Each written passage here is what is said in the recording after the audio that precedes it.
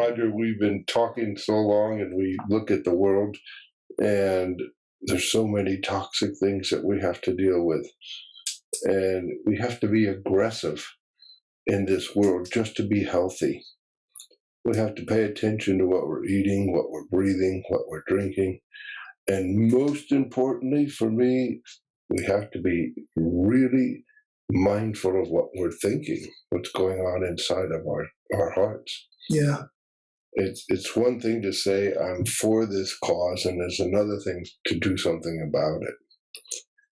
Yeah, but what you're saying is that you have to be aggressive passive? Well, aggressive might look like, yeah, I've got to find proper food to eat. I've got to find things without pesticides in it. I've got to find water that doesn't have too many chemicals in it, for example. I mean, there's a tribe on the border of Pakistan and India called the Hansa, and they drink glacier water, and they eat apricots, and they drink kefir, and that's their main diet, and fruits and berries. And they very rarely eat meat. When they do, they fast for 3 days afterwards, let their bodies cleanse from the toxins from the meat. So, and their average life expectancy is 150. Wow. And because the glacial water has got, if you do it under a microscope, it's got the perfect hexagonal structure because it's pure glacial water. That's what they're taking. Yeah, I was told, I don't know if it's true, but the water travels counterclockwise down the pipes for some reason. And this has an effect instead of clockwise. We use, for example, in clearing spiritual worlds, we use a pendulum swinging in a counterclockwise manner to draw out negativity and draw out these toxins. And then when it stops, the job is done. And then the pendulum starts swinging forward again. Now, it does it all by itself. So there's something going on with all of this. And it's when you talk about a toxic world, we could talk about a unmindful world. We're not being mindful about the things that are the most important to us. I mean, look at our food is handled by somebody else. We don't grow it ourselves anymore. Well, most people don't. Okay. Birthing and deathing handled by somebody else. We have doctors handling our births and deaths. And right now they want to enforce all kinds of toxic ideas upon the child when it's born, with different types of vaccinations, different types of medications, when before these things were quite natural. Mm-hmm. So we talk about, where have we left this natural way of being? This is what has got me going out. Well, I was at a fundraiser for this abortion issue last night, and I was thinking, I woke up, I was telling Shobha a little while earlier, I said I woke up a little angry, and I said, wow, where'd that come from? And what was angering me was how much we know that our governments are wasting and pillaging money, and we see things that seem unjust and billions of dollars being sent. And then when we have a beautiful, sensitive issue like this to help protect women's rights and help to understand the right to life and what is a good choice and when, and we're forced to dig into our pockets after paying into a system that's supposed to help us do this. And that's what I was angry about. I thought, these nice, good, well-meaning people, but we're standing in a room laughing and talking, and other people are really suffering. Yeah, I agree with you when it comes to, that's probably got a hold of me decades ago when I saw the money being put into raising funds for cancer. Like there's a run out in Canada, it's Terry Fox Run, and it's raising funds for cancer. Yet we've always had the knowledge to heal cancer. We've always had it, and yet we're putting millions. The best story I can share with you is Jerry Lewis, sorry. Remember the telethon he used to have Oh, yeah. on Whitefield? And if I forget the amount of money, but before he passed away, he mentioned that he never understood that he raised, it was incredible, millions of dollars to solve the, was it for MS? Is that what it was? I think that was one of his main things, yeah. Yeah, and he says he couldn't understand why they never found a cure for that. But it's that just tells you right there that it's not right. There's something off. Something we need to see. There's something off. Yeah. So we look at this and we say, "Oh, there's a great sentence I love to go with. It's like, what am I pretending not to know?" And this is pervasive. It's like, I've made poor decisions, but by the way, it's your fault. Somebody stands up and says, "Hey, let's consider this." And someone gets up and starts yelling and screaming at them. And instead of saying, "Well, that sounds pretty good, how about this?" And we've lost the ability to have a clear communication. So there must be some other agenda. And, it comes down to, I've looked at this a lot. We have so much war in our hearts. We have, like, when I saw human trafficking, when I travel around the world a lot, and there's a part of me that wanted to be Rambo. Just take everybody out.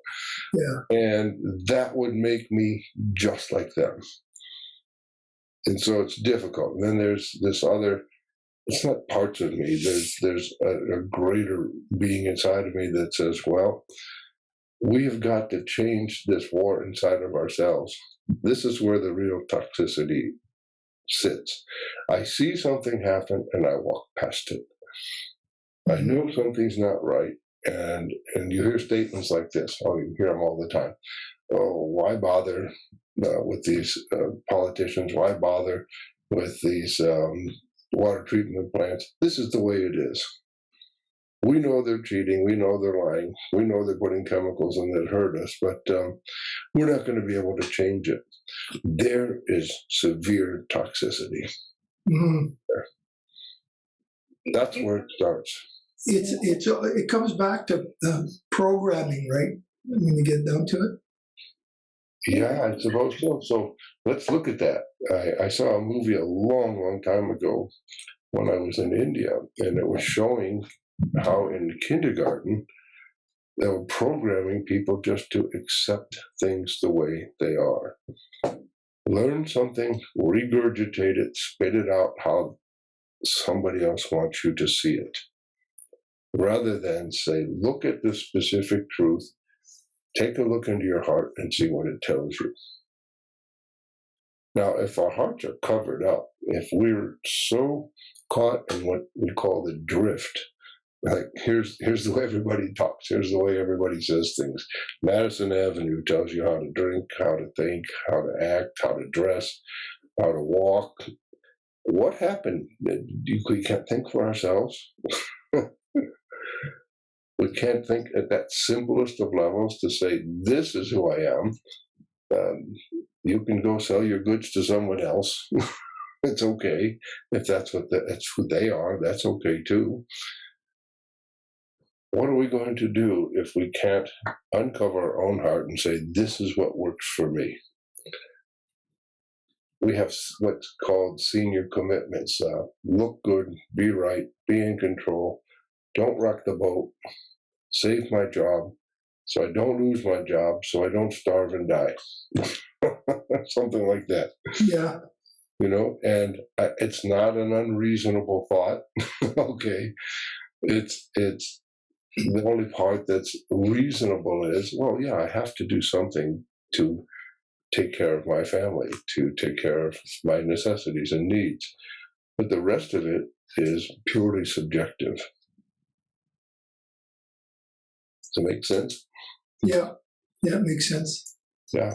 So this is why so many people want to meditate. This is why, it's interesting. You say, I meditate because I want complete silence. Well, almost. you want to meditate, it's to block out this drift. You know, we were talking a while ago, and I was mentioning rabbit ear antennas. Some of us are old enough to remember those, and they were on their TVs, you know. And I remember my father had one of the first TVs in the area, and people would come over and we'd all watch TV together. And we'd shoot fingers to see who was going to hold the antenna so we could get a good picture. That person couldn't see the TV, you know. So we had to take turns doing that. And I thought about that. I said, you see, because we were a better receptor than was technologically invented yet. Our bodies were taking in all of this information. We could put it into that antenna turned it into voices and visual pictures. Okay, so what makes you think you're not that antenna when you're just walking around now? And now we have so many things. We have all these micro,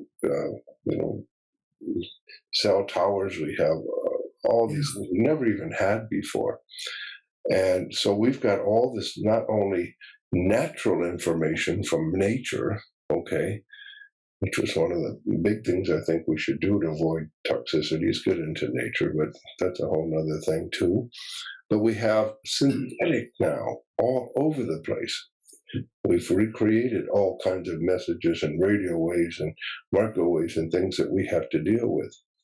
So when we meditate, and that carries the thought forms of other people, okay? Now you have all of these thought forms coming in, and they never stop. Mm.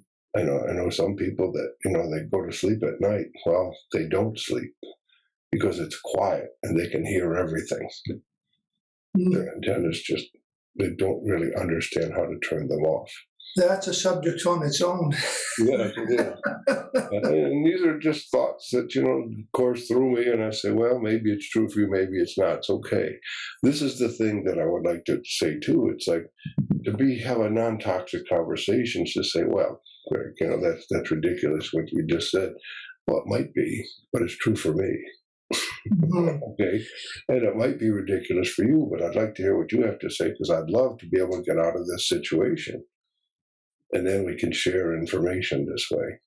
Okay, so we've got these things coming in, so we want to meditate in such a way that says, I'm holding out all of this stuff, I'm tuning my own station to my own voice within. Now, why would you do that? Well, I've learned over the years, traveling to India and Thailand and the Philippines and Canada and the United States, all over the world, different places. And what we want to do is to quiet the noise outside of us in such a way that we can hear our own voice. That's truly, to me, what the meditation, when it really works well. And you don't have to go sit by a tree and face east and bow 3 times, Well, if you need to do a lot of those things to start honing yourself in, that's okay. The truth is, you don't need to do it. Yeah, I'll tell you, you've probably been driving your car, and all of a sudden you get some revelation. Because you went into automatic, so to speak, where you head to this place of no thought, no thinking. And in that moment, some revelation came. So, oh yeah, this is what I would really like to do. Oh yeah, my original mission was to pick up some bread. I'm off doing something else now. But you get to hear the truth within. This to me can stop all of the toxicity that's happening in the world. We would be mindful of what's working and change it. Yeah. There are certain schools, I forget which country it was, when children argue, they put them in a meditation room and they ask them to meditate, to kind of reflect on what it was that was within them that caused that. And then it creates a much more, meaningful relationships after. Mm-hmm. So medicate them, yeah. How do you mean? Sorry? How do you mean? They medicate them? No, meditate. Oh, gee, I was going to say medicate. Oh, wow. No, the other the meditation. Yeah, there's a meditation room. Yeah. Actually, I remember in India we were walking around the schools, and this was on an ashram, Sri Satya Sai Baba's ashram, and all of a sudden, from one of the windows, they would burst into songs, devotion to God, and the way it was explained more, it was devotion to the God within. Okay, and then that's a window would the music would stop, and then all of a sudden it would burst out into song in another room. They were learning about arithmetic and reading and writing, and they were learning about their own hearts. They were learning how to connect in and to think for themselves. And I would even adjust that further. They were more than thinking for themselves. They were knowing who they were and what their purpose in life was. So how does a person live in this toxic world of government? I find it. I will use the word control for me. That's personal. But there's so much of when we watch television today, right? If you watch the news and you go outside of the news, it's completely two different stories. So a lot of people are being scared completely out of their tree with what's in quotation really going on because you don't know what's truth today. So how do you live in that toxic world? How do you decipher that? Yeah, this is a really good question. How do we know the truth? Okay. So when we're talking about going within, we're talking about shutting off all of this noise outside of us. It's hard enough to shut it off when the TV's not on. It's hard enough to shut it off when we're not playing music constantly.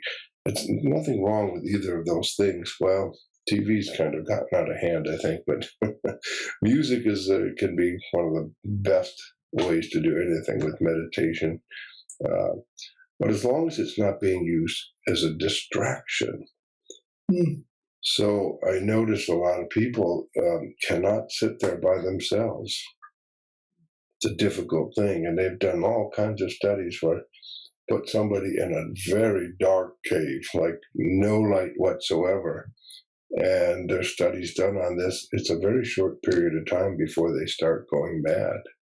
They cannot stay in their own thoughts. They don't like or dislike what's going on inside themselves. And it turns into, I don't know the right term for it, a massive paranoia of some sort. And they have to come out. So when you say, how do we do this? We spend too much time focusing outward. We've got to focus outward all the time. We've got to know everything that's going on all the time. Now, here's the oxymoron. If you're listening to somebody else's thoughts, are you knowing what's going on, or are you listening to their opinion of what's going on? Okay, so listening to somebody and then focusing inwards. This is a big one. People, there's so many different ways to listen. So I could listen to you and you're asking me a question. I could say, well, I just want to be smart and say the right thing. I want to look good. I want to be right. I want to be in control. And I'm listening to gain advantage of some sort rather than listening to understand. And we changed the word. We made a new word. We want to understand. Okay. Otherwise, we're under the standing, we want to understand. So we want to bring those messages from outside inside and see if they resonate. Now, everybody has a gut feeling or an intuition. As a matter of fact, it's been proven in the Fortune 500 people when they're asked, how do they actually make choices? How do they make decisions? Almost unanimously, it's a gut feeling after all of their analyzing. This is the way we go. So what did they do? They focused in. It's a gut feeling for men. It's women's intuition for the women. Yeah. And it's really the same thing. We just have to be macho about it, What are you talking about, Willis?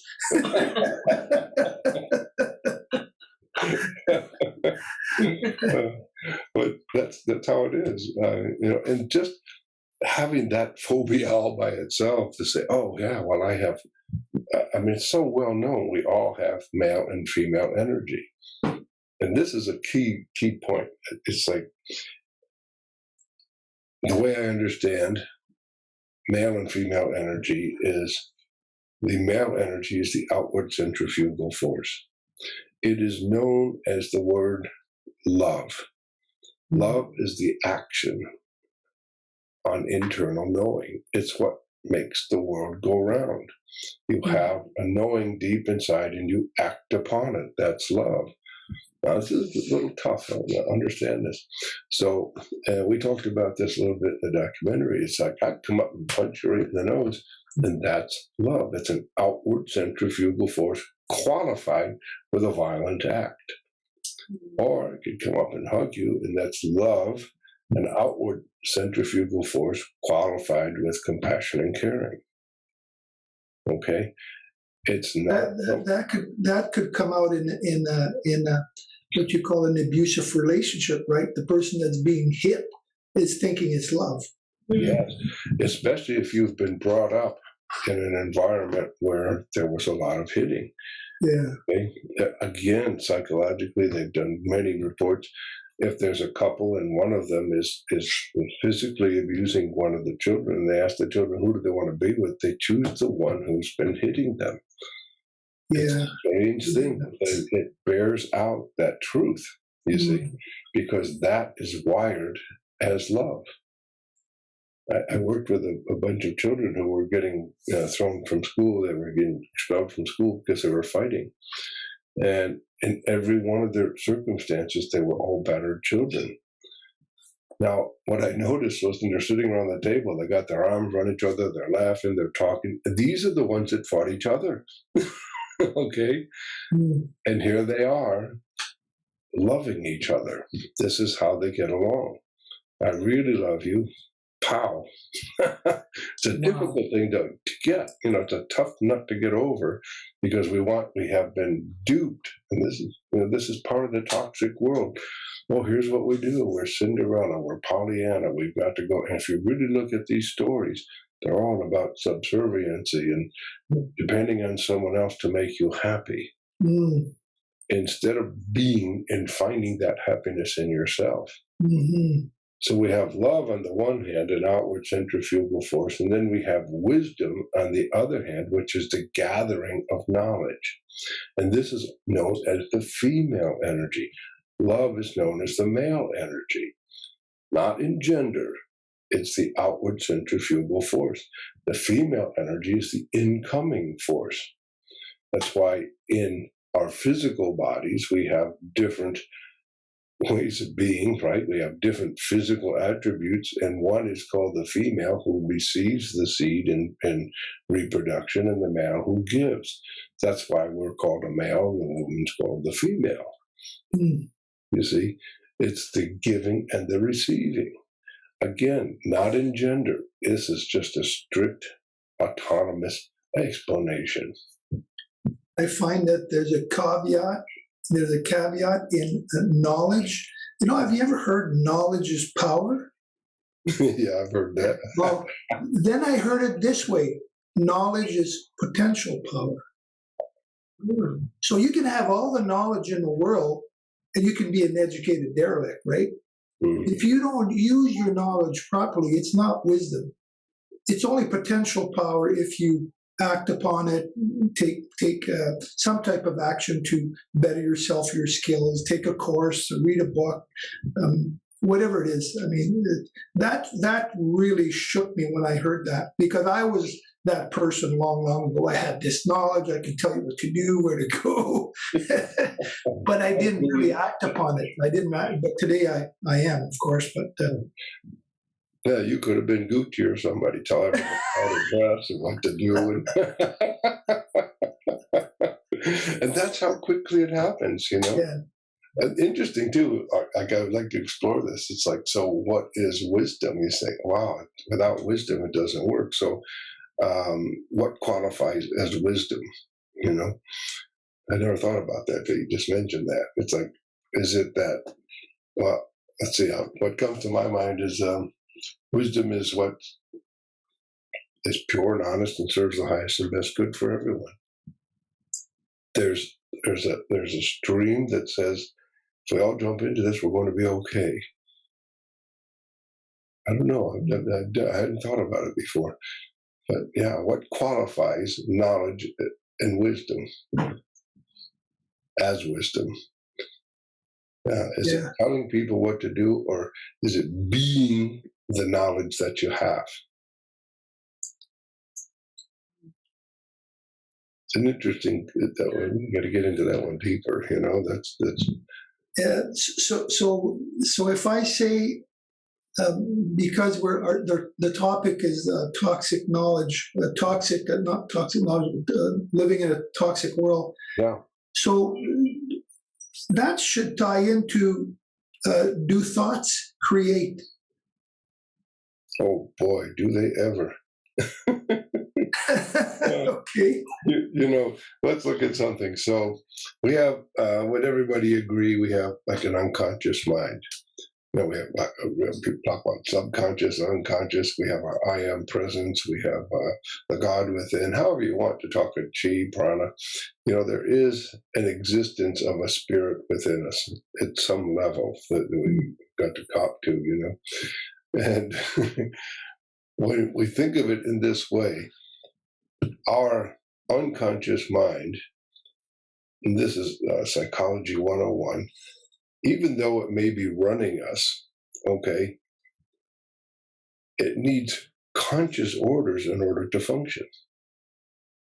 All right, now here's how it works. Here's a conscious order. I'm sick of this. You just told your unconscious mind to get sick. Yeah. Okay. And so I tell people, I say, instead of saying I'm sick of this, saying I'm well of this, you know. And it's like a verb, it's an action, and it's now commanding your unconscious mind to do something about its present condition. Okay, so that's how simple and powerful our words are. Mm. Okay, we actually create. We say words and thoughts create. So here's an example. So I built homes for quite a while. I said, here's this empty lot. When I leave that empty lot, there's a home there. That entire home is a thought, or it never would have happened. Mm-hmm. Okay. And everything that's in there is a thought form. Somebody designed, even the computers that we're looking at, somebody designed the chairs. It was their thoughts that created everything in this house. Somebody's thought, oh, look, there's a tree. We can turn it into this nice, smooth 2x4. So it's easy to handle, and we can build a house easier than was built many, many, many years ago. All thought forms. So are thoughts powerful? People say, well, yeah, but you went and bought everything. You hired the right people. You did this. Yeah, well, if I didn't have the thought, none of that would have happened. Mm-hmm. Have you ever noticed something that really, it's a long, long time ago that I noticed they used to say on big signs, don't drink and drive. But the subconscious mind says drink and drive because it doesn't register the word don't. And it took them like 50 years or something to say drive sober. Or driving could kill. I noticed when I drive across the United States a lot, some states have gone on to that. So our unconscious mind does not register a negative. Exactly. It's got a whole different language in the unconscious mind. Like, you know, the word that, like, it does not resonate with, or it takes in the negative and you think that's a command. But actually, if you turn it to a positive, you know, it's a more powerful way of manifesting. So there's a whole language there that we need to be aware of. Yes, yes. Don't really think about it sometimes. Sure. How quickly can it become positive? Like asking somebody, what do you really want? This is one of my favorite questions. Why are you here? What do you really want? Well, I don't want this, and I don't want this, and I don't want this. Are usually the first things that come out. So, well, fine.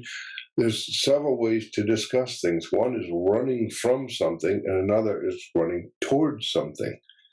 So what do you really want? Well, and it's a good idea if you want to list what you don't want, then write the opposite and see what you really do. Here's where the toxicity starts. We've done all this, what I don't want, and stop there. And we don't get to what we do want. So if you're not getting, here's the other thing, your unconscious mind thinks it's symbolic. It thinks in pictures. I saw myself sitting here talking to you before I came here. I'm sure did the same thing. You even see yourself waking up in the morning. That's a topic. It's been long on my mind because I'm a type of person that my visualization comes from pictures. I have to literally post one. If I close my eyes, it's dark. Sometimes I'll see flashes. It's never clear, but I can sense certain things. But when I really want an intention on something, like the house I'm in now, this house, I literally took a picture of it and I put it on my desktop. And every time I open my desktop, I see this picture. I even went as far as taking that picture and putting sold to my name and my wife's name. It was sold, but it was still on the market. And lo and behold, there was 4 people that tried to buy this house, and they were refused by the banks. And we ended up getting the house. So to me, that's powerful. I've always done that on my computer. If there's something I do want to purchase, it's a desire of mine, I'll put it on my desktop and I'll visually see it every time. I even have it on my cell. If I open my cell, I see something and I'll post it because I want to attain that goal. So that to me is a strong and powerful. I see what you mean by visual. Yeah. So think about that for a second. How much time is spent watching TV or a movie that's either violent or unsettling? Well, I can't ever watch horror movies. I've never been able to. Same here. They take too much of a truth and twist it, It's just it's too difficult to watch for me. But it's how mindlessly we're lost in this particular narrative that's happening. And look at how, I don't know if it's difficult for you, but it's an effort. Okay. So if you want to stop the toxicity called, I never get what I want, and it's everyone else's fault for some reason, then you've got to start having the thoughts about what it is that you do want. So, and also we know in any type of electronic device, there are implants there for you to buy, for you to feel anxious, so that you want to go get a laxative or whatever it is. Not a laxative, it's if you're feeling anxious, you want to get some kind of suppressant or something to stop that. And it's purposefully done. It's purposefully done. So I remember we were hiking, and this is a touchy subject, I know, but I'll mention it. It's and we're watching people, hiking by themselves wearing a mask. And the idea of the mask is around other people that you don't, spread some kind of germs or something. And the fellow I was walking with, he yelled across. He said, "Stop watching TV." Like, oh, going to start a war here, Yeah, that is a touchy subject, of course. Yeah, but it was funny because many of the people smiled, and some realized maybe they could be doing something different. Some didn't. This is that drift situation. I'll give you, this is an example. I said, okay, I've got this a care gift for my sister, and I ride around in this handicap van that we can put the wheelchair in, and so it's a little bit big, and so but it's not hard to drive. But I noticed that in the handicap spaces they're kind of narrow, and we get these door bumps, when people open their door and hit it, and because people that are a bit handicapped sometimes can't control those things. Okay, so I park way out to the other side. I'll drop her off at the front door, park way out where there's no cars. And I'll come out later and there'll be a car on either side. And I say, this is an example of the drift. Can't you think for yourself and find your own spot? Mm. You see, it's that pervasive. Mm. To me, that's a toxic world when you cannot make a choice for yourself. Okay. We could talk about all kinds of pollutions, but the real pollution is right inside. Until we end this war here. Yeah, until we end this war here, we're not going to end the war outside. Yeah. To stay safe in this toxic world, give us 3 or 4 or 5 pointers that we can stay safe in this toxic world. We had to say 3 or 4. I was going to say there's really one. Okay.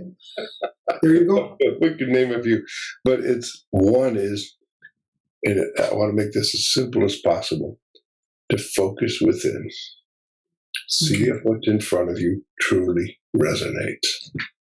Instead of focusing outward and being concerned about what everybody else is doing and how they're doing it, focus inward. Is this for me? Is this right? Is this pure? Is this honest? Does it serve everybody? When you think about like this, then we wouldn't do things to harm other people. Mm. There's another thing, and we haven't touched on it, but we'll touch on it a different time because it's a big subject, is find your genius talent. Mm. If you're doing what you love, you've heard this, you'll never work another day of your life. Yeah. Because you're just doing what you love. When I was doing carpentry, people say, "Oh, all you have sawdust for brains. It's all you ever talk about." That's what I thought different from you. On that desk.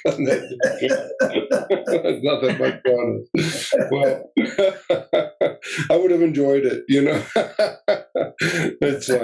but that's how it was. I loved doing it. I used to do these I'd put wood together and I'd do a little dance, look at that, just like it growed there. We'd have fun with it. And I can remember remodeling a house, and I was having so much fun. They were sitting behind me, and when I got done putting the wood, they started clapping because I was over there dancing, having a good time, because I wanted this to be the most perfect and beautiful thing. Yeah. And that really lit my fire, that I was able to do that. So find your genius talent. That's what I'm saying. Yeah. It's funny. Something just came through me while you were saying that, and I've always lived by quotes. I don't know what it is, but I can hear a quote that's this long. It'll rock my world. It'll change my whole perspective in life. And this one is about Albert Einstein, and he says, you can choose to live in a hostile universe, or you can choose to live in a friendly universe. So choose wisely. And when I heard that, it's almost like, to put it in perspective, is like, yeah, we're in a toxic environment, a lot of places, but you can choose to create your own little community. The lake where I'm at, we're 10 people around, we get along really good. I get organic food from a certain place. I get organic meats if I want organic meats. I'm in the wilderness, so I chose to live in that environment. And it's your own little universe, right? It's like you have a universe, and Gregory has a universe, and you end up creating that. Even if it's toxic outside, I found that really, really helped me. Okay, so I'll create my own little world. Yeah, that's true. And you also attract what you vibrate, right? So whatever inner vibration, so you created that. The people that were there. It's all kind of, you all work well together. And even Greg, I was just thinking when you talk the house and dancing, and I was just thinking, oh God, all the energy has gone into that house now, The love that wow, goes yeah. into it, it's because you said every timber, and you kind of with that thought, it goes with somebody else's now living space. Yeah, it's they actually had a confession that one particular house I was thinking about. They said, "We've got a confession for you. Come on over for dinner." And I said, "Oh boy!" So I went there, Yeah. and it was started out as a 3-month job. Then I wound up there a year and 3 months. And here's their confession. They said, you brought so much joy into the house that we kept inventing things for you to do. Now, think about it. What did they really buy? Yes, I'm a master carpenter, but what did they really buy? They bought the joy. Yeah. And then they got to live in that joy. We made everything that we did. We built cabinets. We added rooms. We did it with so much joy, and they were so happy. And then they immediately would put their new furniture in, or the kids would play in there. It was just beautiful, and it was like watching My Fair Lady. It's just as beautiful. Everybody goes by and says hello and and sings, and it was just a beautiful experience. That resonates with me because. When you do food, when you're doing cooking or preparing stuff, if you put love into it, you're actually digesting love, healing, right? And I know people hate it, and they'll say, "Well, I don't want to do supper.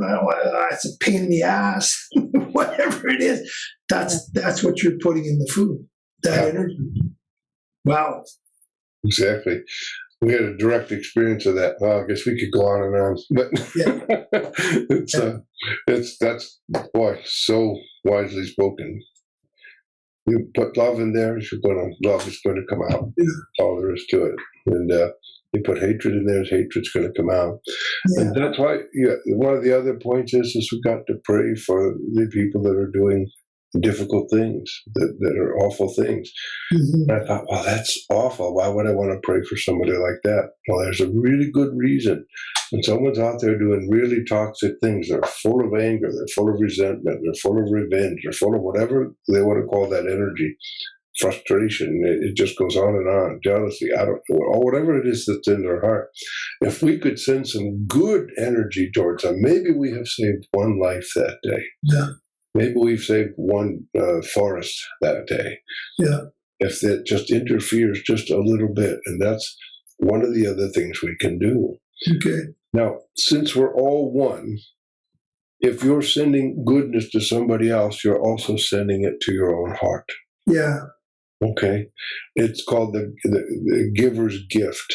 The gift is in the giving.